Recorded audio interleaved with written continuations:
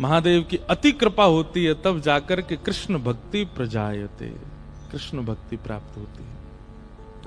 तो इस 7 दिवसीय सत्र में उन भक्तों की चर्चा विशेष रूप से होगी जिन पर महादेव ने कृपा की, और महादेव की कृपा से उनको वृंदावन चंद की प्राप्ति हुई, श्री किशोरी जी की प्राप्ति हुई।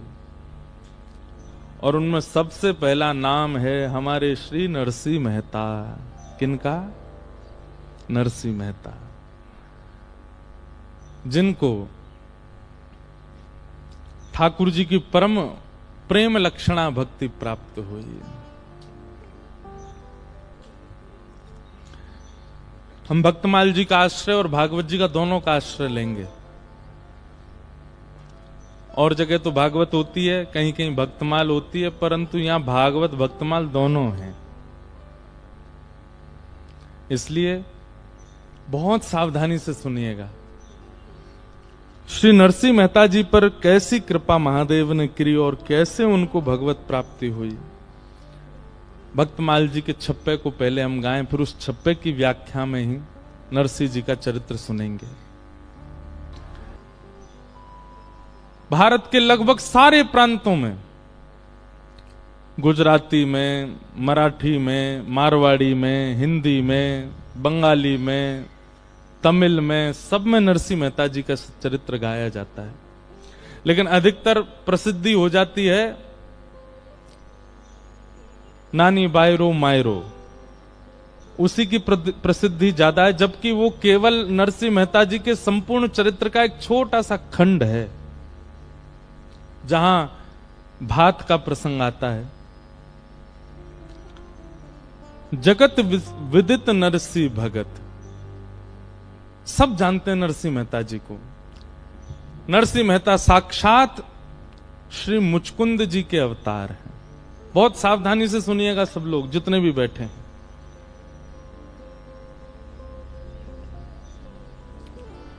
भागवत जी में कथा आती है कि एक मुचकुंद नाम के देव हुए, और एक बार देवासुर संग्राम में उन्होंने देवताओं के पक्ष से अकेले ही दैत्यों से युद्ध किया, और इस युद्ध में देवताओं को उन्होंने विजय प्राप्त कराई। जब देवताओं ने ये देखा तो प्रसन्न होकर के कहा, मुचकुंद कुछ मांगो, हम तुमसे बहुत प्रसन्न हैं, आपने हम देवताओं की रक्षा के लिए इतना इतना युद्ध किया, कुछ मांगिए वरदान, क्या चाहिए। सब देवता सामने खड़े थे और मुचकुंद वरदान मांगते हैं कि मुझे अखंड निद्रा प्राप्त हो, मैं सोना चाहता हूं, और ऐसा सोना चाहता हूं कि मैं बस सोता ही रहूं, जब उठूं मेरी नींद कोई भंग करे तो जल करके भस्म हो जाए, मुझे सोने दे। क्यों? क्योंकि दैत्यों से युद्ध करने में अनेक युगों तक मुचकुंद सोए नहीं थे। तो मुचकुंद ने वरदान मांगा, और वरदान में क्या कहा कि मुझे अखंड निद्रा प्राप्त हो। तो ये सुनकर के सब देवता आपस में एक दूसरे को देखने लगे, बताओ निद्रा मांग रहा है। तो इंद्र आदि देवता सोचे बहुत दिनों तक इसने जो है जग करके युद्ध किया ना, इसलिए निद्रा मांग रहा है। लेकिन मुचकुंद जानते हैं मन में कि इन सबको तो यही लगे कि मैं सोवे जा रहा हूं, लेकिन वास्तव में मैं तो चिंतन करने जाऊंगा। नारद जी महाराज वहीं खड़े थे। नारद जी समझ गए कि ये मुचकुंद अखंड निद्रा नहीं मांग सकता। इसके सामने देवता खड़े हैं, ब्रह्मा खड़े हैं, इंद्र खड़े हैं, शिव खड़े हैं, सब खड़े हैं। इन सबसे ये चाहता तो कुछ भी मांग सकता था, निद्रा कौन मांगता भाई? भक्त ही समझ पाता है चोरी को। और श्री नारद जी महाराज ने मुचकुंद को 12 मंत्र दिया। बोले जब तक तुम निद्रा में रहो इसी मंत्र का चिंतन करना। और श्री मुचकुंद जी महाराज हमारे वृंदावन से थोड़ी दूर पर धौलपुर है, वहीं मुचकुंद गुफा है। वहां जाकर के श्री मुचकुंद जी महाराज निद्रा में, सबके लिए तो निद्रा में चले गए, लेकिन वैसे भाव में चले गए, ठाकुर जी का स्मरण कर रहे हैं। 1000 वर्षों तक मुचकुंद जी सोते रहे, सो नहीं रहे हैं। नरसिंह मेहता इतने श्रेष्ठ भक्त हो गए, उसका कारण है कि उन्होंने पूर्व जन्म में ही भजन किया है। उनकी पूर्व जन्म की भक्ति फल दे रही है उनको। कभी भी किसी भी व्यवस्था को नकारात्मक मत मानो, उसमें कोई भगवत भाव सोच लो, तो जब भी वो अव्यवस्था होगी आपको लगेगा कि ये तो भगवत भाव है। जैसे अगर आप सोच लो कि मुझे जब जब ठोकर लगती है तो मुझे लगता है ठाकुर जी याद कर रहे हैं, तो आगे से जब भी ठोकर लगेगी, अच्छा ठाकुर जी याद कर रहे थे आप। नहीं तो ठोकर लगने पर क्या सोचते थे, पता नहीं कोई गाली दे रहा है, जीभ कट गई, अरे जीभ कट गई, कोई गाली दे रहा है। ये जितनी नकारात्मक चीजें आपके साथ होती हैं, सब में ऐसा विचार करो, इसमें कोई भगवत भाव जोड़ दो, आगे से वो जब भी होगा उस स्थिति में आपको ठाकुर जी की याद आएगी। अब हमारा तो कथा का काम है, सब जगह जब लाइट जाती है तो हमने फिर ये भाव रख लिया ठाकुर जी आ गए। अब इसका ऐसा प्रभाव देखने को मिला कि कई बार ऐसा प्रसंग चल रहा होता है जहां ठाकुर जी प्रकट हुए और लाइट गई, वो अपने आप सार्थक हो जाती है बात। तो क्या बता रहे थे हम, मुचकुंद जी ने 1000 वर्षों तक भगवत भजन किया और 1000 वर्षों तक वहीं सोते रहे, आनंद करते रहे, ठाकुर जी का स्मरण करते रहे। सब देवताओं को लग रहा है कि मुचकुंद सो रहे हैं, मुचकुंद गहरी निद्रा में खर्राटे ले रहे हैं, लेकिन वास्तव में मुचकुंद भजन कर रहे हैं।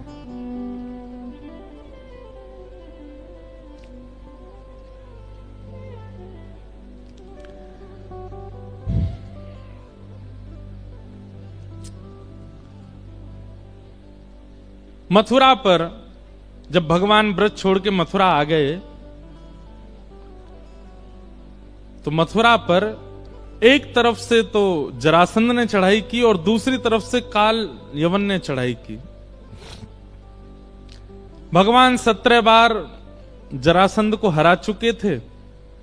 अब की बार यवन देश का कोई यवन आया है युद्ध करने के लिए, उसको भी नारद जी ने भेजा था। तो काल यवन अपनी सेना लेकर के जैसे ही आया भगवान से युद्ध करने के लिए, तो ठाकुर जी उससे युद्ध करने के लिए अकेले ही गए, कोई और किसी को संग लेकर के नहीं गए। बहुत ध्यान से सुनिएगा। ठाकुर जी उससे युद्ध करने के लिए जैसे ही गए तो काल यवन तो पहले देख के आश्चर्यचकित हो गया, मैं इतनी सेना लेके आया, ये अकेला आ रहा है मुझसे लड़ने के लिए। ठाकुर जी अपने रथ पर बैठ करके गए अकेले और थोड़ी दूर पर जाके रथ रोक दिया, अकेले स्वयं नीचे उतरे और कहा कि हे काल यवन, मैं अकेला लड़ रहा हूं तो तुमको भी अकेला ही लड़ना है मुझसे, आ जाओ। काल यवन लड़ने के लिए आया। भगवान बोले मैंने अस्त्र शस्त्र नहीं रखे हाथ में, तो तुम भी नहीं रखोगे, तुम भी छोड़ो। काल यवन ने भी अस्त्र शस्त्र छोड़ दिए, बोले मैं यहां युद्ध नहीं करूंगा, मेरे मन के स्थान पर युद्ध करूंगा। काल यवन गुस्सा में आ गया, बोले रुक तुझे बताता हूं अभी। ठाकुर जी आगे आगे दौड़ने लगे, पीछे काल यवन दौड़ रहा था। ठाकुर जी सीधे ले गए उसको मुचकुंद की गुफा में। मुचकुंद ने वरदान मांगा था, यदि मेरी कोई निद्रा भंग करे तो मैं उसको देखूं और जल के भस्म हो जाए। ठाकुर जी गए, तुरंत अपनी काली कमरी उतार करके सोते हुए मुचकुंद के ऊपर डाल दी। कितना बड़ा सौभाग्य। जा कारी कमरी के काजे पूरा ब्रजमंडल बावरो रहो, वो पहली बार कौन को प्राप्त भाई, मुचकुंद को प्राप्त हुआ। मुचकुंद के ऊपर ठाकुर जी ने उसको उड़ा दिया और स्वयं जाकर के छिप गए गुफा में। पीछे से काल यवन जैसे ही आया, उसने आकर के देखा, ए छलिया माखन चोर, देख यहां कैसे काली कमरी में छुप करके ढक करके अपने आप को छिप गया है मुझसे, रुक मैं तुझे अभी बताता हूं। जैसे ही उसने मुचकुंद को जोर से हिलाया, तुरंत खड़ा हुआ, नेत्रों से अग्नि प्रकट हो गई और काल यवन जल करके भस्म हो गया। और जैसे ही काल यवन की मृत्यु हुई, तभी उसको देखा, त्रिभंग ललित श्याम सुंदर खड़े हैं दूर। नेत्र सजल हो गए, ठाकुर जी के चरणों में प्रणाम किया, भगवान ये मैंने क्या कर दिया, ये कौन था, इसकी मृत्यु। भगवान बोले तेरे द्वारा ही उसकी मृत्यु होनी थी, इसलिए योजना बनी, और मुझे तुझे दर्शन देना था, इसलिए योजना बनी। मैं तुम्हारी भक्ति से, तुम्हारे भजन से बहुत प्रसन्न हूं, और सबसे ज्यादा प्रसन्नता मुझे इस बात की कि तुमने अपने भजन को छुपाया निद्रा कह करके।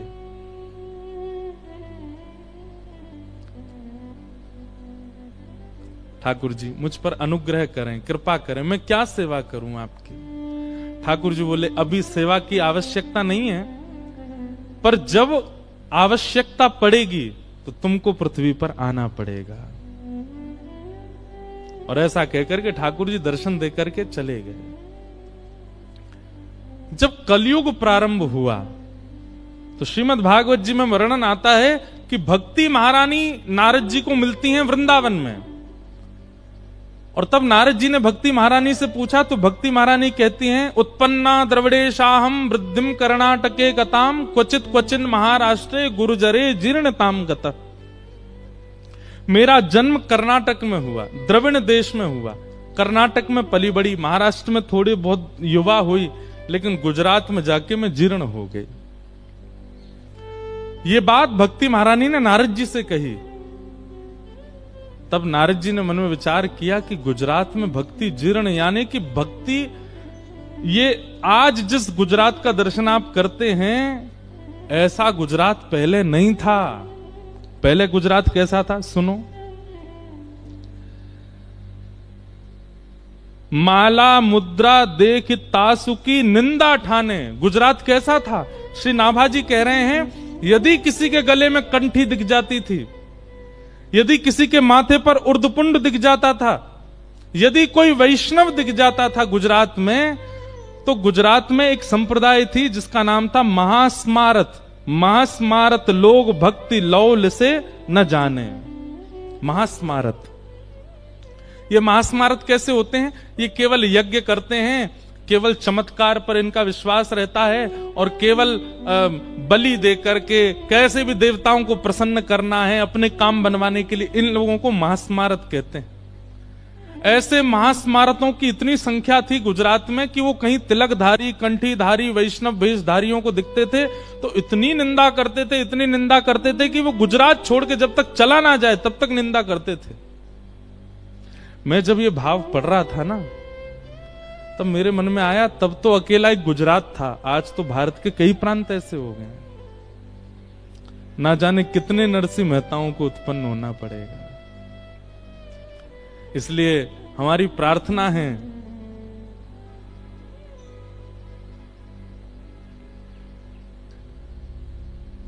जननी जने सो भक्त जन। यहां जितनी भी माताएं बैठी हैं, कभी अगर भविष्य में आपके गर्भ से कोई बालक जन्म हो ना, तो मन में कभी ये विचार मत करना बहुत बड़ा बिजनेसमैन हो, ये बहुत बड़ा कोई राजा हो, या कोई बहुत बड़ा धनवान हो। एक ही बात सोचना 9 महीने तक, ये जो भी हो भक्त हो और नरसिंह जैसा हो। हम बहुत बड़ी बात नहीं कह रहे हैं, पर आज पंजाब को भी आवश्यकता है नरसिंह मेहता की। हमारे उत्तर प्रदेश को भी आवश्यकता है नरसिंह मेहता की।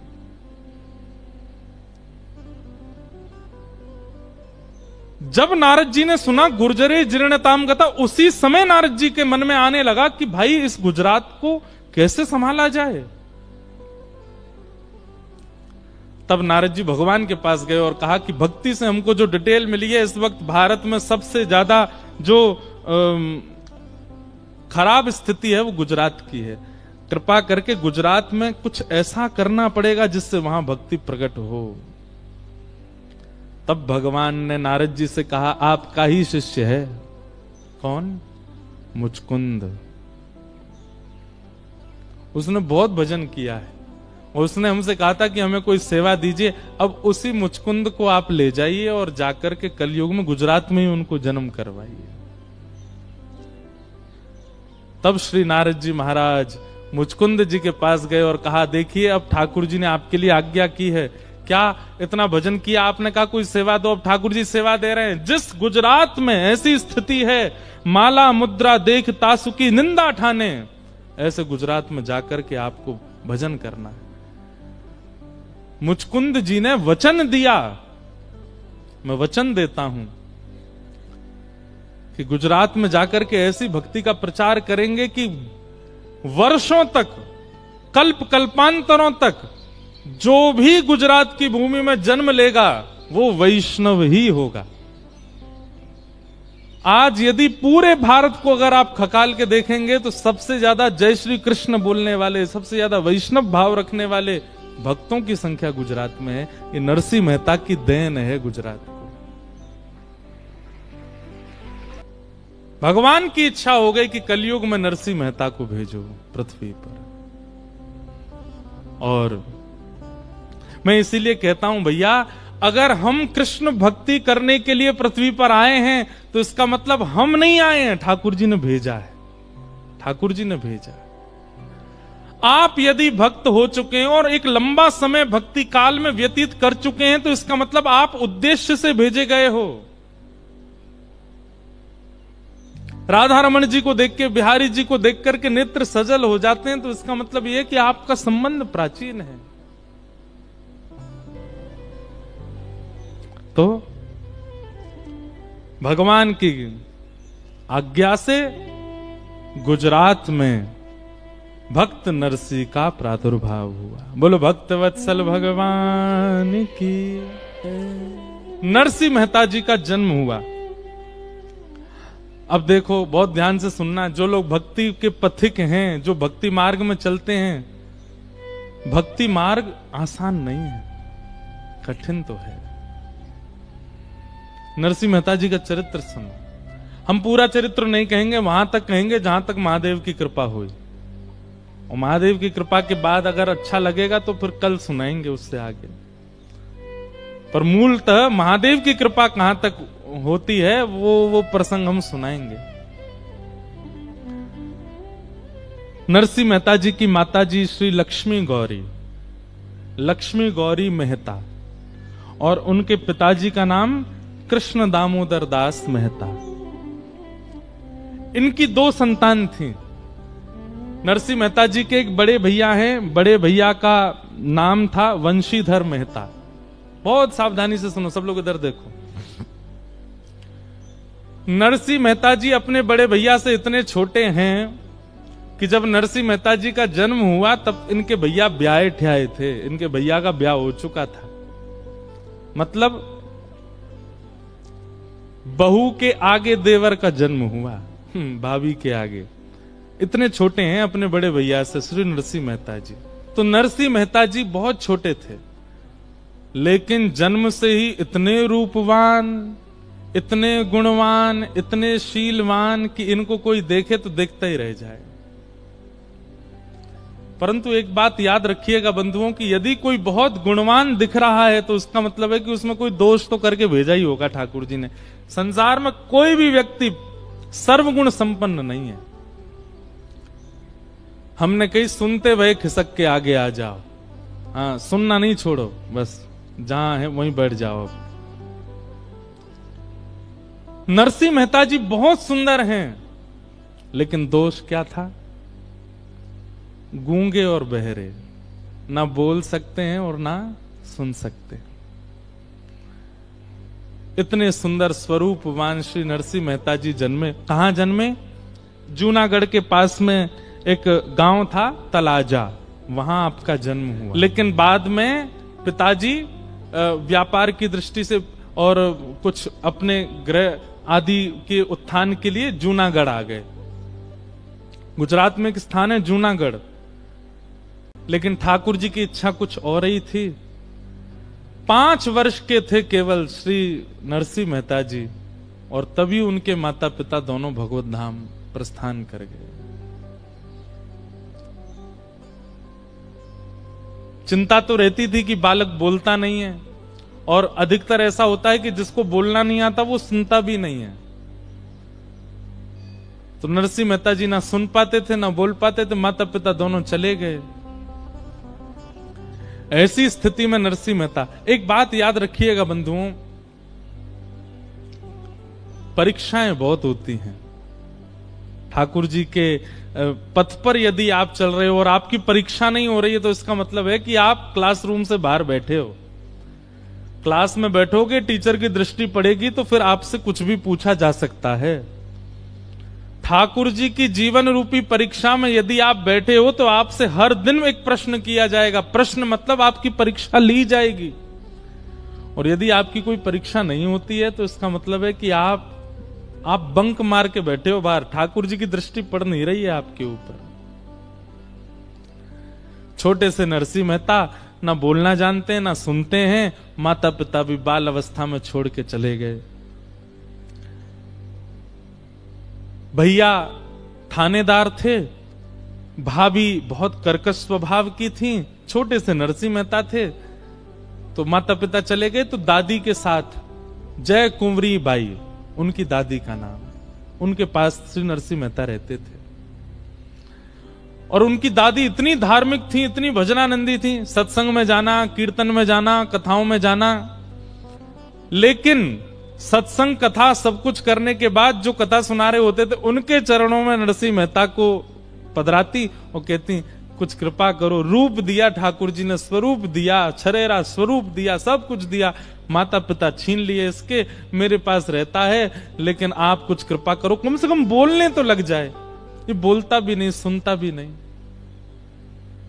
मेरी चिंता केवल इतनी है कि कल को अगर भूख भी लगेगी तो किससे मांगेगा? ये बोल भी नहीं पाएगा कि मुझे भूख लगी है। सब संतों के पास ले जाती, ले जाकर के नरसिंह मेहता को प्रणाम करती और उनसे रोते हुए यही निवेदन करती कि आप कृपा करो। सब संत कहते हैं हाँ होगा, ठीक हो जाएगा, ठीक हो जाएगा। तभी एक शिवालय था जूनागढ़ में, शिवालय पर आकर के बैठे, ना खाते हैं ना पीते हैं, केवल भजन करते रहते हैं। केवल अवधूत भेष उनका, और महाराज उनके दर्शन के लिए लाखों लोगों की कतार लग जाती। वो किसी से मिलते नहीं थे, एकांत में बैठे रहते, लोग बाहर से दर्शन करके चले जाते। नरसिंह मेहता की दादी छोटे से नरसिंह को लिए गोद में पहुंच गई, वहां पे लाइन में खड़ी रही दिन भर। जब समय आया तो बाबा ने किधर दृष्टि देखो, ने किधर दृष्टि डालो, अरे आप दुनिया को मत देखो, किसी का काम नहीं बना, मेरा काम आप बना दो बस। मेरा बालक है छोटा सा, मेरी आयु का पता नहीं कब चली जाऊं, इसके माता पिता है नहीं, ऐसा रूपवान स्वरूपवान भेजा है, कम से कम इतनी तो आप कृपा कर दो, ये बोलने लग जाए। पता नहीं क्यों उन महात्मा के नेत्र खुले, और जैसे ही उन्होंने नरसिंह मेहता को देखा, मंद मंद मुस्कुरा रहे अपनी दादी की गोद में,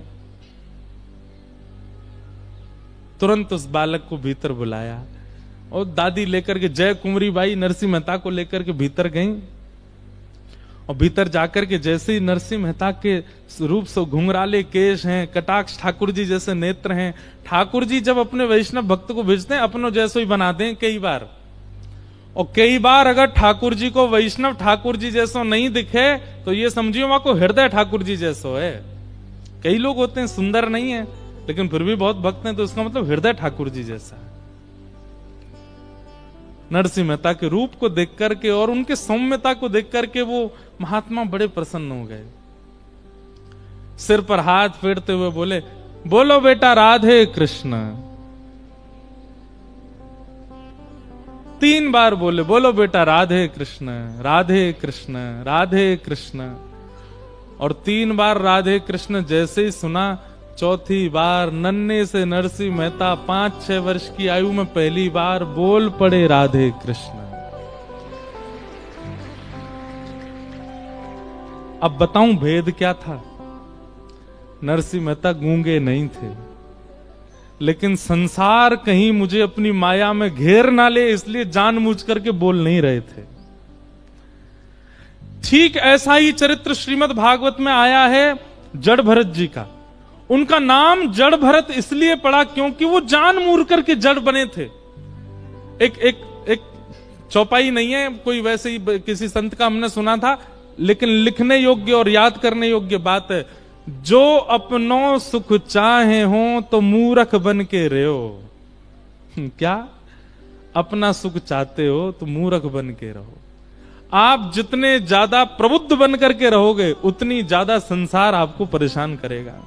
भाई अगर हमने ज्यादा अपनी प्रबुद्धता दिखा दी तो ये सबरे तो हमको लगा देंगे संसार में। इसलिए नरसिंह मेहता वो गूंगे नहीं थे। वो महात्मा पहचान गए कि ये बालक गूंगा नहीं है, ये तो कोई पूर्व जन्म का साधक है। कहीं संसार मुझे ना बोलने में लगा दे, संसार मुझे अपना ना बना ले, इसलिए जन्म से ही करके बैठा है कि मैं बोलूंगा नहीं। अब तो महाराज राधे कृष्ण उनसे क्या बुलवाया, राधे कृष्ण राधे कृष्ण। कहां तो 5 वर्ष तक बोले नहीं, और अब बोलना शुरू किया तो अब शांत हुए नहीं। अब तो चलते हैं तो राधे कृष्ण, बैठते हैं तो राधे कृष्ण, रोते हैं तो राधे कृष्ण, भूख लगती है तो राधे कृष्ण, प्यास लगती है तो राधे कृष्ण, 24 घंटा उठते बैठते चलते फिरते, अब तो उनको शांत करना पड़ता है। अरे नरसी थोड़ा शांत है जा। शांत भी होते हैं तो जैसे मक्खी भिनभिनाती है ना, ऐसे राधे कृष्ण राधे बोलते ही रहते हैं। कहां तो बोले नहीं, और बोले तो केवल भगवत कथा, भगवत चिंतन। ऐसे श्री नरसिंह मेहता। दादी बड़ी प्रसन्न है अब, लेकिन नरसिंह मेहता भी ऐसे भूख लगती है तो ऐसे राधे कृष्ण राधे कृष्ण। भूख मांगते तो हैं भोजन, पर राधे कृष्ण कह के ही मांगते हैं। लेकिन ठाकुर जी जब तराशने पर आते हैं तो एक आध बार में ठाकुर जी का मन नहीं भरता है। कुछ दिन बाद दादी भी चल बसी, माता पिता भी चले गए, दादी भी चली गई, अकेले नरसिंह रह गए। छोटे से नरसिंह मेहता, भाई तो थानेदार हैं, पूरे दिन काम पे रहते हैं, अकेली भाभी हैं घर पे। और भाभी बड़ी उग्र स्वभाव की, बड़ी विचित्र स्वभाव की थी।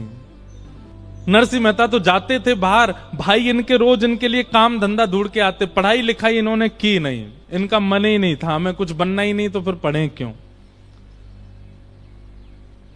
तो भाई बोले भाई तुम कुछ किया धरा करो, कहीं बर्तन मांजने की सेवा पूछे आए, कहीं कोई और सेवा पूछे आए, कहीं कोई और सेवा पूछे आए। लेकिन जहां भी जाते नरसिंह मेहता कुछ नहीं करते। लेकिन जहां भी सत्संग होता, कहीं भजन मंडली बैठी होती, वहां जाकर के प्रेम से भजन कीर्तन करते, भंडारा पाते। इसी में सुख मिलता नरसिंह मेहता को।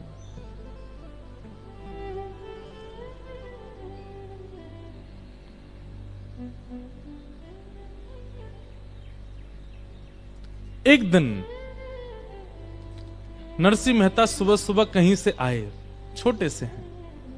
अच्छा, नरसिंह मेहता जी का जो मूल नाम है, आज हम पढ़ रहे थे, नरसिंह मेहता जी का नृसिंह रामदेव ये नाम था।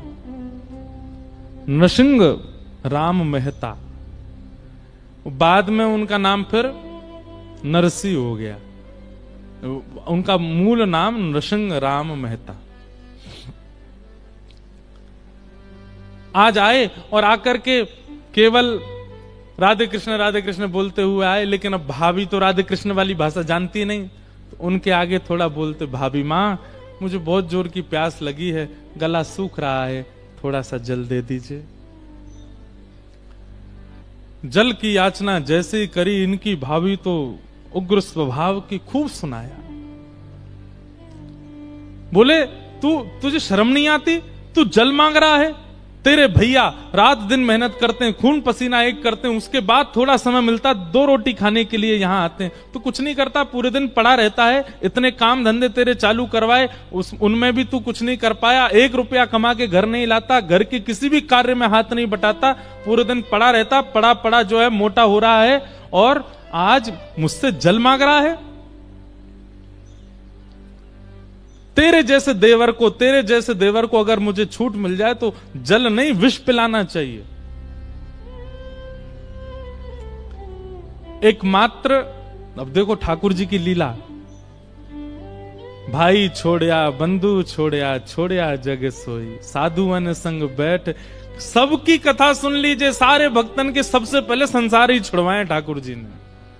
इसलिए भैया जाकू संसार तो बहुत मोह हो ना, ठाकुर जी तने दूर ही रही हो। इसका मतलब ये नहीं है कि नरसिंह मेहता की तरह सब भगवत धाम चले जाएंगे, पर आपका ममत्व कम हो जाएगा। ऐसो दुख दी जो ही माही, हमारे हरिवंश परंपरा के श्री भोरी सखी कहती हैं, बस्ती छोड़ एकांत बिठावो, बातन सो घबराही, ऐसो दुख दीजो ही माही। संसार को ये दुख लगता है, परंतु भक्त को बहुत अच्छा लगता है, उसको सबसे दूर कर देते हैं ठाकुर जी। आज भाभी ने रोष करके चिल्ला करके डांट करके निकल जा घर से बाहर, करता धरता कुछ है नहीं, पानी मांग रहा है मुझसे। बंधुओं, नरसिंह मेहता ने ना एक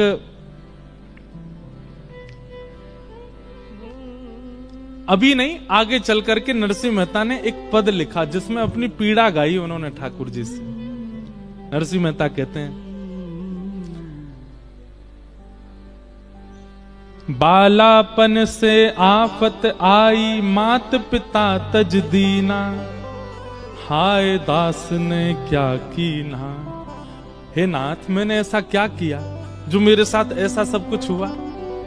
बोले क्या हुआ? बालापन में माता पिता छोड़ के चले गए, मां का दूध 6 महीना, पिता पाल के चल दीना, सभी कुकर्म किए जिस तन से, घर घर भीख मांग लीना, युग युग जन्म गर्भ के भोगे, अबहु प्रभु को ना चीन्हा, राज्य विभीषण रावण मुक्ति, भक्ति पवन सुत वर दीना, हाय दास ने क्या कीन्हा। आपने मुझ पर कृपा क्यों नहीं की नाथ? सब पर कर रहे हो। सबरी गणिका तारे कसाई, सबरी गणिका तारे कसाई, नरसिदास ने कहा कीना, हाय दास ने कहा कीना।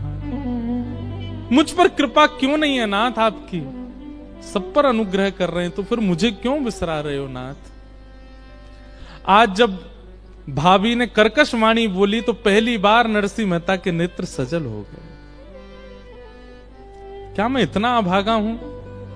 बचपन से आज तक मैंने कोई सुख की याचना की नहीं, देखा भी नहीं, जल भी अब नसीब नहीं है। कोई खीर मांगी हो, 56 भोग मांगे हो, जल ही मांगा। मेरा जल मांगना इतना कष्टदायी बन रहा है।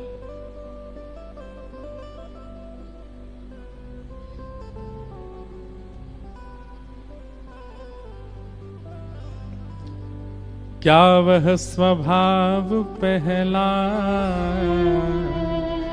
सरकार अब ने। हमारे ब्रज में बिंदु जी महाराज ठाकुर जी से शिकायत करते हुए कहते हैं, बोले नाथ, जैसे लोग बदल जाते हैं ना, ऐसे आप भी बदल गए हो। बोले आपका पहले स्वभाव बहुत अच्छा था। बोले क्यों?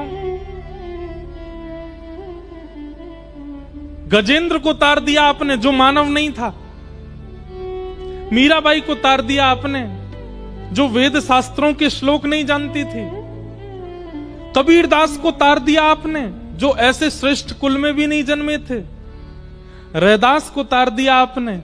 हम में कौन सी कमी रह गई? हमको क्यों नहीं तारते हो नाथ? तब श्री बिंदु जी महाराज ये ठाकुर जी से शिकायत करते हुए गाते हैं।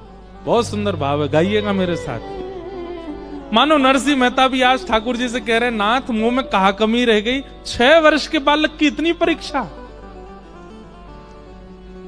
एक बात कह दें फिर गाएंगे, भक्ति इज इक्वल टू परीक्षा। अगर परीक्षा जीवन में नहीं है तो आप अपने आप को भक्ति मार्गी मत कहिए। बहुत परीक्षाएं आती हैं, न तन का सुख रहेगा, न मन का सुख रहेगा, न बुद्धि का सुख रहेगा, न पारिवारिक सुख रहेगा। सारे संसार को दिखने वाले सुख नहीं रहेंगे, लेकिन फिर भी आप प्रसन्न रहोगे। ये भक्ति। घर का प्राणी कहा न माने, मन मन खुशी मनाऊं। कोई भी आपके अनुकूल नहीं रहेगा, लेकिन फिर भी आप खुश रहोगे। यही तो बात है। लंग्स काम नहीं कर रहे, ऑक्सीजन नहीं आती है, बुद्धि आधी पैरालाइज हो गए हो, किडनी फेल हो गई है, हाथ पांव चलते नहीं है, लेकिन फिर भी प्रसन्न रहोगे। पत्नी अनुकूल नहीं है, बच्चे सुनते नहीं है, परिवार के सब लोग निंदा करते हैं, लेकिन फिर भी प्रसन्न रहोगे। ये भक्ति का स्वरूप है। देह को मिलने वाला सुख नहीं मिलेगा, लेकिन फिर भी प्रसन्न रहोगे। नरसिंह मेहता की परीक्षाएं विश्राम नहीं हुई। घर से निकाल दिया भाभी ने, अब कहां जाएं? अच्छा, एक वर्णन आता है नरसिंह मेहता जी के चरित्र में कि भक्त को तो व्याकुल होना नहीं चाहिए ऐसी स्थिति से, पर एक क्षण के लिए थोड़े व्याकुल हुए नरसिंह। क्यों? कभी अकेले गए नहीं कहीं, और छोटी सी अवस्था, 6 वर्ष के 7 वर्ष की आयु अभी। एक क्षण के लिए व्याकुल हुए, लेकिन दूसरे क्षण तुरंत संभाल लिया स्वयं को। और कई कथा में सुना था कि निराश्रितों के आश्रय केवल महादेव हैं। जिनका कोई नहीं, जिनका कोई आश्रय नहीं, उनके महादेव हैं। वो आशीश्वर हैं, सब पर आशीष बनाते हैं, सबको अपना आश्रय देते हैं। कहीं कथा में सुना था नरसिंह मेहता ने कि भूत प्रेत जिनको सब लोग भगा देते हैं, उनको भी नरसिंह मेहता, उनको भी महादेव अपने पास रखते हैं। नरसिंह मेहता बोले, स्थिति तो मेरी भी यही है कि भाभी भगा रही है घर से, मैं भी चलूं। और तभी जूनागढ़ के जंगल में जीर्ण शीर्ण एक शिवालय, और छोटे से नरसिंह मेहता जाकर के वहां बैठ गए महादेव के पास।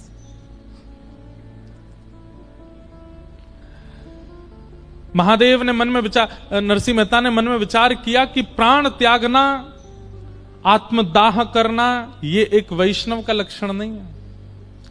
जीवन की परिस्थिति स्थितियों से कभी भी देह त्याग की भावना भी किसी वैष्णव के चित्त में नहीं आती कि मैं आत्महत्या कर लूं। लेकिन स्थिति पूरी बन चुकी है नरसिंह मेहता की। नरसिंह मेहता बोले, मैं देह त्याग तो नहीं करूंगा, पर अनशन व्रत करूंगा। और महादेव के सामने बैठ गए। जल तो है नहीं, दूध तो है नहीं पास, अश्रु जल गिरते जा रहे हैं, और वही अश्रु जल ही महादेव पर गिर रहे हैं। 7 दिन 7 रात्रियों के लिए श्री नरसिंह मेहता नेत्र बंद करके केवल विरह भाव में चले गए।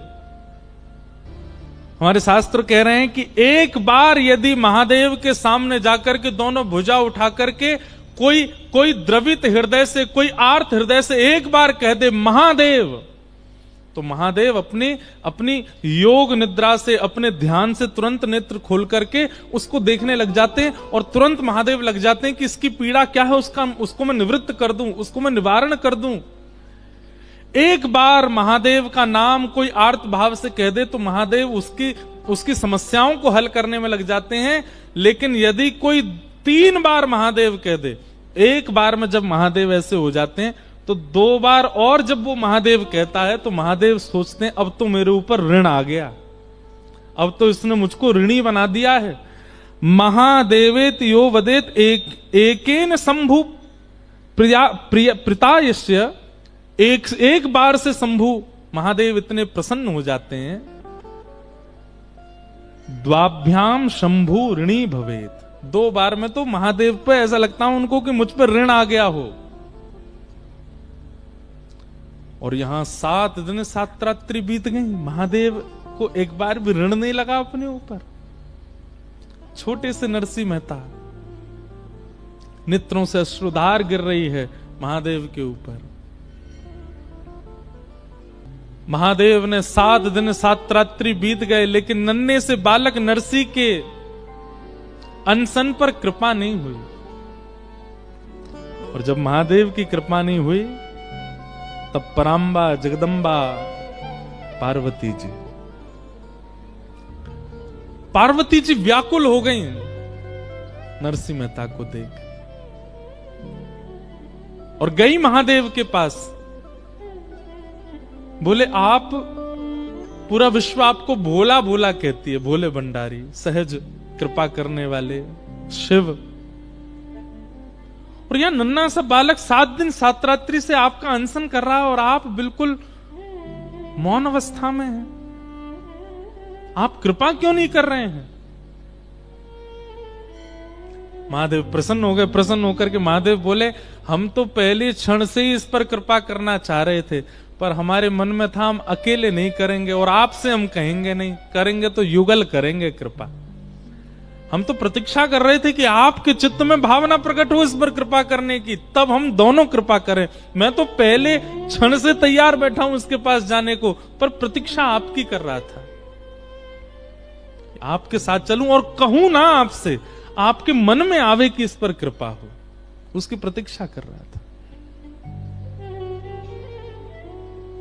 कई बार बंधुओं, हार मत माना कीजिए। आपके भजन में, आपके साधन में, आपके भाव में करते करते समय निकल जाए, हार मत मानिए। शायद भीतर कोई अंतरंग, कोई भाव, कोई प्रतीक्षा का कुछ क्रम चल रहा है और वो आपने पूर्ण नहीं होने दिया, उससे पहले आप पीछे मुड़ गए। इसलिए हार मत माना कीजिए भजन में, प्रतीक्षा किया कीजिए। प्रतीक्षा प्रेम में आवश्यक है। 7 दिन 7 रात्रि पूर्ण हुए और नरसिंह मेहता के प्रेमाश्रुओं से वह शिवलिंग गीला हो चुका है। और तभी देवादिदेव महादेव साक्षात पूरे विश्व के संहार कारक श्री आशीश्वर महादेव प्रकट हो गए। और अकेले नहीं, साक्षात अपने साथ में पराम्बा जगदम्बा गौरी को लेकर के प्रकट हुए। दोनों युगल प्रकट हो गए। बोलो देवादेव महादेव शंकर भगवान की। नमः पार्वती पतये हर हर महादेव। प्रकट हो गए। नरसिंह मेहता के नेत्रों पर मानो जैसे कोई सूर्य का प्रकाश पड़ता है ना, तो नेत्रों में एक ऐसा अनुभूति होने लगती है कि मानो कोई प्रकाश आगे से आ रहा हो, थोड़ा छुपाने लगे स्वयं को। ऐसा श्वेत प्रकाश नरसिंह मेहता के मुखमंडल पर आने लगा। और तभी नेत्र खोल करके देखा, ध्याये नित्यम महेशम रजत गिरिनिभम, मानो जैसे चांदी का पर्वत प्रकट हो गया हो। चारु चंद्रावतमशम, चारु चंद्रमा, द्वितीया का चंद्रमा अपने मस्तिष्क पर धारण किया। रत्ना कल्पोज्वलांगम पयुष मृगवरा भीति हस्तम प्रसन्नम, प्रसन्न मुद्रा है। पद्मासीनम समन्ता, पद्मासन में बैठे हैं। स्तुतम अमर गणई, बड़े बड़े निर्मलात्मा शुद्धात्मा जिनकी स्तुति गा रहे हैं, ऐसे महादेव प्रकट हो गए। नरसिंह मेहता सामने बैठे हैं। तब महादेव कृपा करके आए और प्रकट होते ही महादेव ने नरसिंह मेहता के अश्रु पहुंच करके तुरंत क्या बोले कि बोले बर मांग आज मांग वो न जानत हूं, तुम जोई प्यारो सोई देवो चित चेत है। जितने भी वैष्णव बैठे हैं बहुत ध्यान से सुनिएगा। महादेव ने थोड़ी पर हाथ रखा और नरसिंह मेहता से बोले, नरसिंह बोले बर मांगो, वरदान मांगो, क्या चाहिए, क्यों रोते, वरदान मांगो मुझे, क्या मैं देना चाहता हूं तुम्हें। और नरसिंह मेहता क्या कह रहे हैं, आजू मांगी वो ना जानत हो। ये एक हर वैष्णव को, हर भक्त को, हर नाम जापक को ये बात याद कर लेनी चाहिए। ठाकुर जी कभी प्रकट है जाए, महादेव कभी प्रकट है, नारद जी कभी सामने आ जाएं, अरे आपके गुरुदेव प्रसन्न होकर के आपसे कहने लग जाएं कि कुछ मांगो, तो क्या कहना है, हमको मांगना नहीं आता, हम मांगना नहीं जानते। जैसे अबोध बालक है, कोई करोड़पति घर आ जाए, बालक से कहो जा बेटा थोड़ा प्रणाम कर, 2-4 हजार रुपया तो दे देगा। बालक जाके उसको प्रणाम करे, अरे बेटा क्या चाहिए, एक टॉफी दिला दो। वो करोड़पति से भी एक टॉफी ही मांगता है, क्योंकि अबोध है, अज्ञानी है। ऐसे अबोध अज्ञानी बन जाए करो, हमें तो कुछ पता ही ना क्या चाहिए।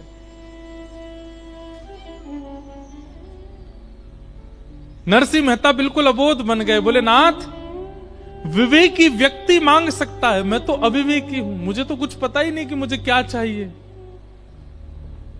महादेव बोले यदि तुमने वरदान नहीं मांगा तो हमको संतुष्टि नहीं होगी, हमारी संतुष्टि के लिए कुछ मांग लो।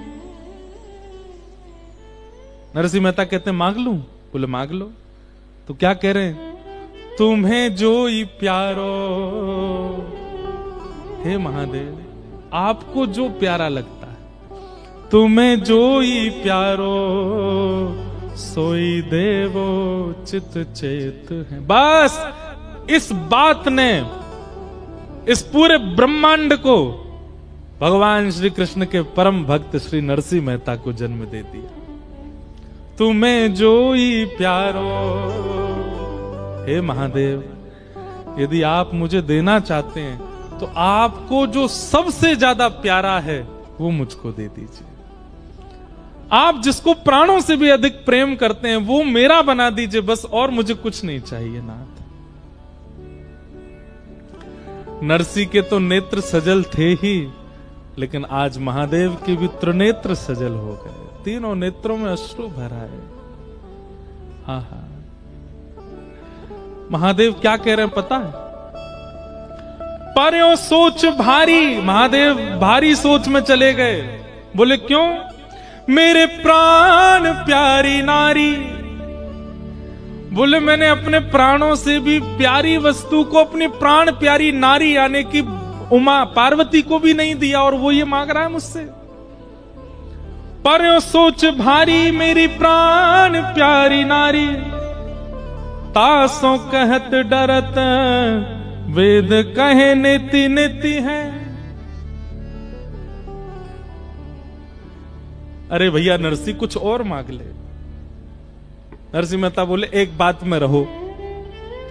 पहले जब आपने कहा था वरदान मांगो तो मैंने मना किया था कि मुझे कुछ नहीं मांगना आता, आपको जो मन करे दे दो। फिर आप दोबारा कहने लगे कि आपको संतुष्टि नहीं मिलेगी मैं वर मांगूं और आप नहीं दो तो, और अब जब मैं मांग रहा हूं तो आप कह रहे हो कुछ और मांगो। स्पष्ट कर दीजिए, मुझे चाहिए नहीं, या तो वह दे दीजिए जो मैं मांग रहा हूं, या फिर कुछ भी मत दीजिए। आप जैसे चाहो वैसे वो कर दीजिए मेरे साथ, मैं प्रसन्न हूं उसमें। उससे आपको संतुष्टि नहीं मिलेगी। अब तीसरी बात मैं कहूंगा नहीं कुछ भी, या तो जो आपका मन करे वैसा मुझे पड़ा रहने दीजिए, मुझे रोते रहना दीजिए। आप, मैं तो अनशन में बैठा हूं, मैं तो मृत्यु पर्यंत अनशन करने के लिए बैठा हूं। आपको कुछ मांगने के लिए मैंने प्रकट किया ही नहीं है। लेकिन आपकी संतुष्टि के लिए अगर आप चाहते हैं कि मैं कुछ मांगूं तो तुम्हें जो ही प्यारो, मुझे वही चाहिए जो आपको प्यारा।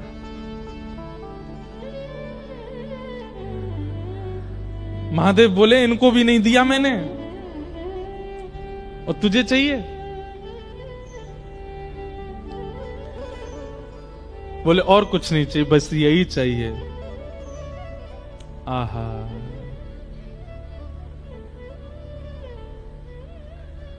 जो पे नहीं दे तो मेरो बोल वो अचेत हो। तो श्री प्रियादास जी कह रहे हैं, महादेव सोच रहे हैं अगर मैं नहीं दूंगा तो मेरा बोलना व्यर्थ हो जाएगा।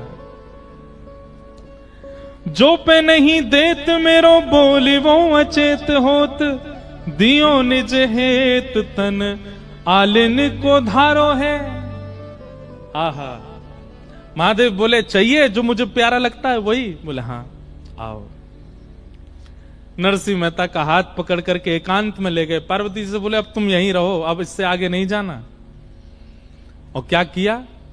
स्वयं काजर लगाया और फिर नरसिंह मेहता के काजल लगाया। स्वयं के मुख पे लालिमा लगाई, नरसिंह मेहता के लालिमा लगाई।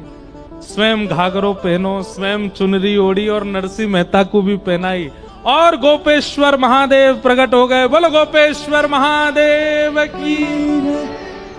दियो निज हेत तन, नरसिंह मेहता को निज तन प्रदान किया, मतलब अली का भेष प्रदान किया।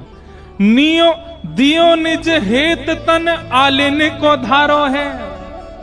दोनों सखी बन गए, स्वयं गोपेश्वर बन गए और नरसिंह मेहता को गोपी बनाया। छोटे से नरसिंह मेहता को नेक्सी सी सखी बना दियो और हाथ पकड़ करके लायो वृंदावन रास मंडल जटित मणि।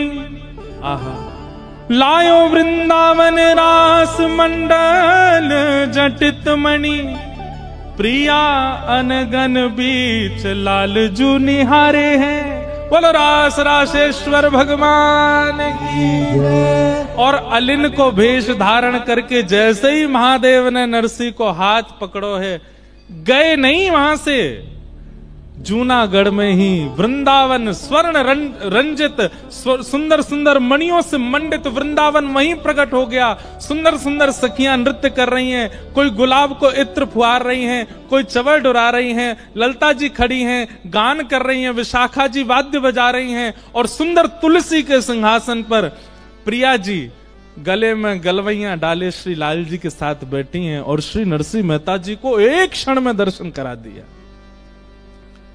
ले गए राजभूमि में। बोलो हरिहर मिलन महोत्सव की जय।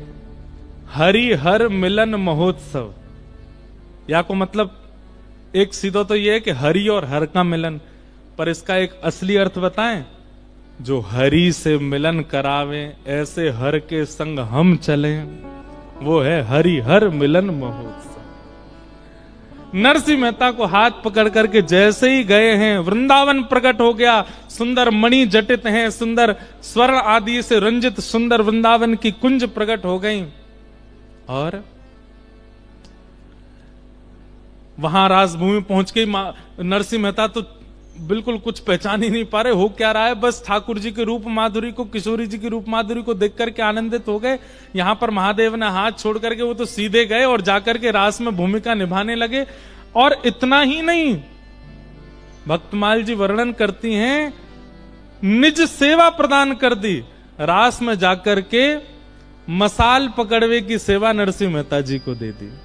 जब जब प्रिया जी चलती हैं, जब जब श्याम सुंदर चलते हैं, तब तब नरसिंह मेहता आगे आगे, नरसिंह अली, कौन, नरसिंह अली मसाल लेकर के चल रही, प्रकाश करते भय। ऐसा सुंदर रास की भूमिका प्रकट हो गई। नरसिंह मेहता के तो नेत्र सजल हो रहे हैं, बार बार महादेव को देखते हैं, धन्यवाद ज्ञापन। महादेव कह रहे हैं बाद में करियो, अभी रास चल लो, रास में आनंद करो। ऐसे नरसिंह भगत पर महादेव ने कृपा की और कृपा करके उनको वृंदावन वास दिलाया। अब कौन कहेगा हमसे, बताओ, हमसे प्रश्न करने आओ कि महादेव की आराधना से वृंदावन, अरे वृंदावन मिलता ही महादेव की कृपा से, प्रिया प्रियतम मिलते ही महादेव की कृपा से। यदि वे कृपा नहीं करते तो मीराबाई को, अभी मीरा चरित्र में भी हम सुनाएंगे कि महादेव ने ही अनुग्रह करके श्री मीराबाई को ठाकुर जी से मिलवाया। नरसिंह मेहता पर कृपा करके, अनुग्रह करके, अरे भैया ये पूरे ब्रह्मांड के लिए निराकार ओंकार मूलम तुरीयम गिरा ज्ञान गोती तमीशम गिरीशम करालम महाकाल कालम कृपालम, पूरे विश्व के लिए महाकाल बन के बैठे हैं। पर ब्रज के उपासकन के लिए यही गोपी हैं, इन्हीं के चरण पकड़ो, यही लेके जाएंगे वृंदावन, यही दिलावेंगे वृंदावन। तो आज प्रथम दिन हमने नरसिंह मेहता जी को कैसे महादेव ने भगवत प्राप्ति कराई, ऐसे ही महादेव कैसे कैसे भक्तों को किन किन भावों से भगवत प्राप्ति कराते हैं, उन्हीं भावों से ये क्रम चलेगा। आज कथा थोड़ी विलंब से शुरू हुई, कल से प्रयास करेंगे कि समय पर ही प्रारंभ हो, पर आपको तो 3 बजे बैठे ही जाना है आके। और प्यारे गिरधर लाल पधारे हैं, 1 या 2 दिन ही उनके दर्शन का क्रम रहेगा, कब रहेगा वो हम कल बताएंगे आप लोगों को। लेकिन जिनकी कृपा से पूरी दुनिया में हम जाते हैं कथा सुनाने, उनको प्रणाम करो। जिनकी कृपा से रस प्रगटो वृंदावन अभिराम,